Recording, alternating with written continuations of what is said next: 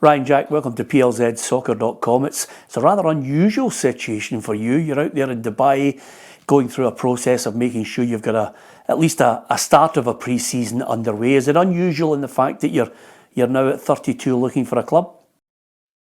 Yeah, I think it's unusual as you say.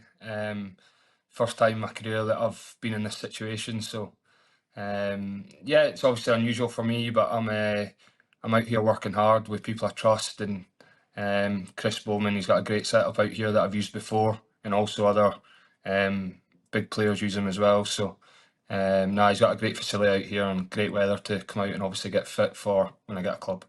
Yeah, I mentioned the fact that you're 32. I get the feeling that Ryan Jack is very much for me in the Craig Gordon because of those niggling injuries. I still have you down for a good 6 or 7 years of kicking that ball. I don't want you to give it up. I hope you're right. I hope you're right, Peter. But look, I'm itching to get back. I'm itching to get back in. Obviously, it just needs to be the right place for me. It needs to have. Obviously, I'm going from a club like Rangers where there's that sort of expectation every day when you go to work, and that was massive for me. Getting out of bed every morning to go and play for a club like that. So I'm wanting something that can excite me and drive me on, and I still feel like I've got a lot to give and a lot of good years ahead. It would be remiss of me not to say right away, Ryan, any sniffs north or south of the border? There's been a few. There's been a few, Peter. There's also been a few abroad, but as you know yourself in football, when nothing's in writing and nothing's concrete, then it's hard to tell. But there has been a few things out there, a few things that's had me excited, and but we'll see where that goes. And but hopefully, well, for my case, I'm hoping it's not too much longer because I'm itching to get back in and get involved. What about your fitness, Ryan? You know yourself, there's been those niggling injuries which I think have denied people at times seeing the best Ryan Jack on the park, and you've played through the pain barrier. So what's your fitness like now, and what does a manager get when he's getting you now?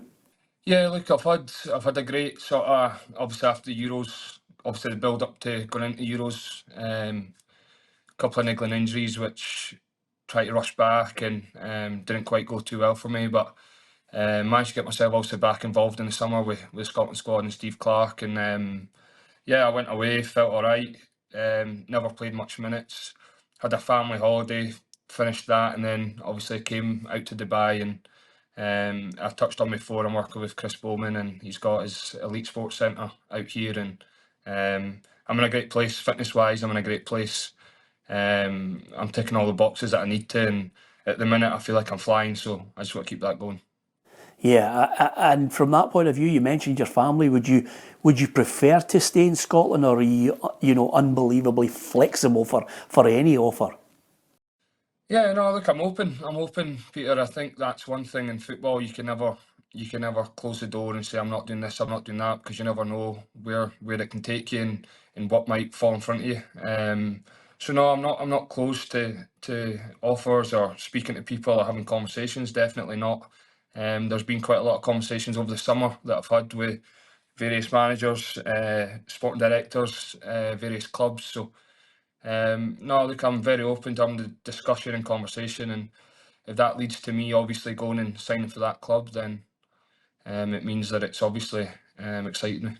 Yeah, absolutely. We'd love to see you still strutting your stuff in Scottish football. Has there been interest from Scottish clubs, obviously knowing that they might be getting a top class midfielder that's played at the top level with Rangers?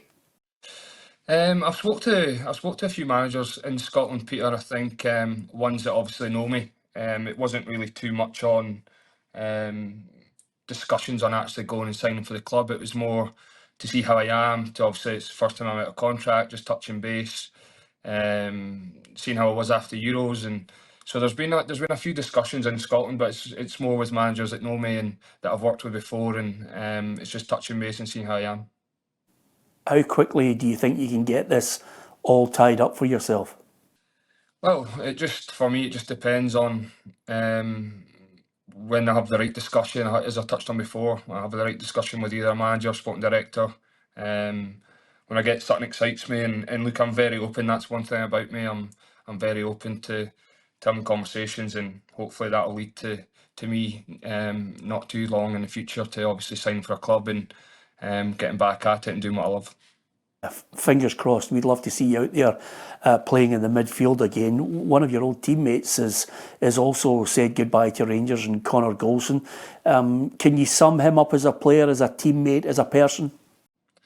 Yeah, I think like what the professionalism that Connor showed day in, day out at the club obviously goes unnoticed on the outside because it's only the players and staff that are in the building every day to see it. But the way that he led from inside the club and inside the change room, and that's one thing that nobody can take away from Connor. There's obviously he's had a lot of critics aimed at him, and so has a lot of us. But I think the leadership that he showed and what he gave every day in the building on a training day and a match day, then as a teammate you can't fault that, and you can only admire it. And I think he can go out with his head held high, and I'm sure he'll go on to have a rest of a good career. And I think he should definitely have his head held high and be proud of what he's achieved.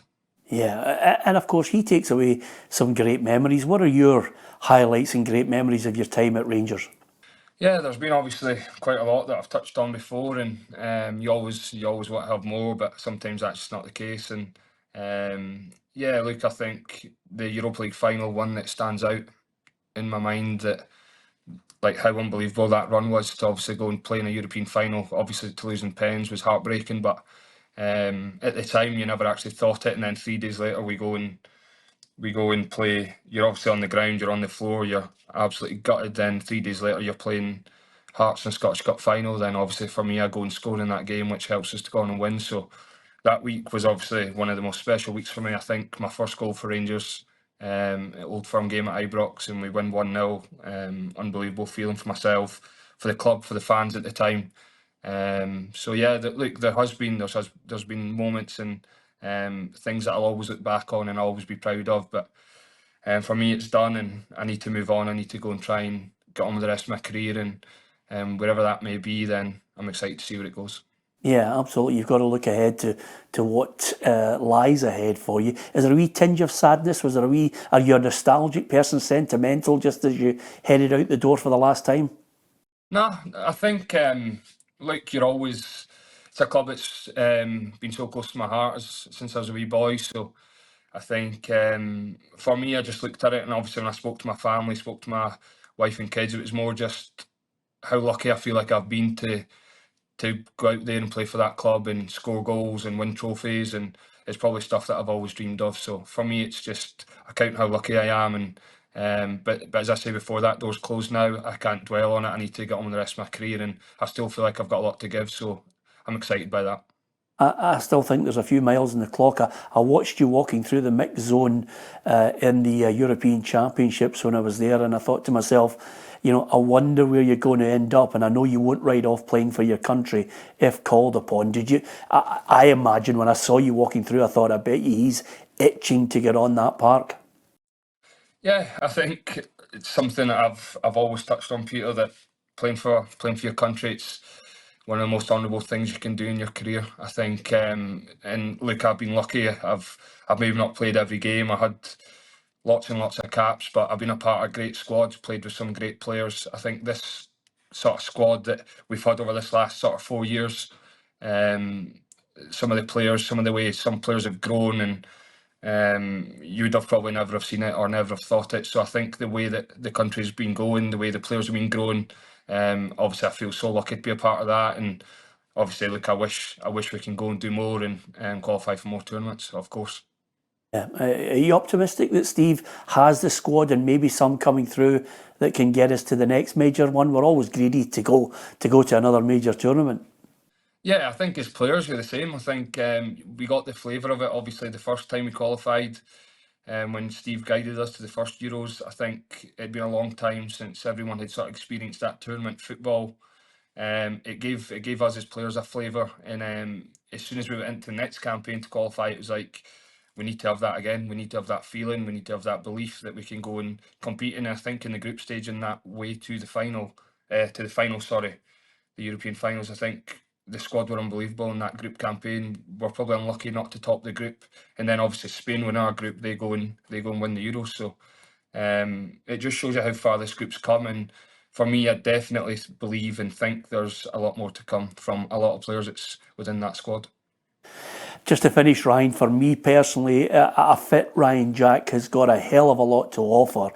What message would you give to a manager out there, a sporting director, who's thinking, okay, what's he got? Is he at his best? Is he feeling his best for a long while? What message would you give to them?